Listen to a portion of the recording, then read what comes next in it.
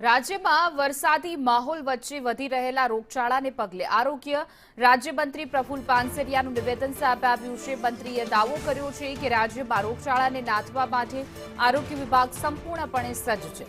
વરસાદ બાદ ફેલાતા સંભવિત રોગચાળાને અટકાવવા માટે અત્યારથી જ આગોતરું આયોજન કરી દેવામાં આવ્યું છે। ખાસ કરીને મચ્છરજન્ય અને પાણીજન્ય રોગો પર તંત્ર દ્વારા કડક નજર રાખવામાં આવી રહી છે। આ સાથે ઝેરી જીવજંતુ કરડે તો તેને તાત્કાલિક ધોરણે સારવાર મળી રહે તેવી હોસ્પિટલમાં વિશેષ વ્યવસ્થા ઊભી કરવામાં આવી છે।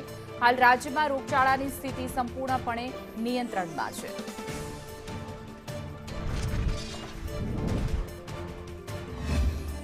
વરસાદ આવ્યા પછી પાણીજન્ય રોગો ખૂબ થતા હોય છે, તો આ પ્રકારની પ્રાથમિક બેચની દવાઓ અમારા તમામ સેન્ટરો પર એમની ચકાસણી થઈ ચૂકી હતી।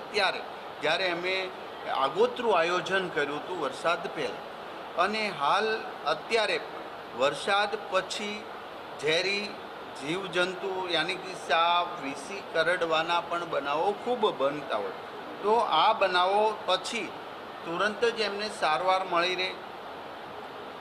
અંતરિયાળ ગામોની અંદરથી હોસ્પિટલ લાવવામાં 108 વગેરે કામગીરી કરતા હોય છે, તો અમે દરેક 108 અને પીએચસી સીએચસી સેન્ટર પર પણ એમની દવાની વ્યવસ્થા કરવામાં આવી છે, તો જેથી કરીને હોસ્પિટલ પહોંચતા કોઈ ગંભીર રીતે કે અથવા તો ખૂબ ઝેરી કંઈક જીવજંતુ અમને કરડ્યું હોય તો એમનો જીવ બચાવી શકે।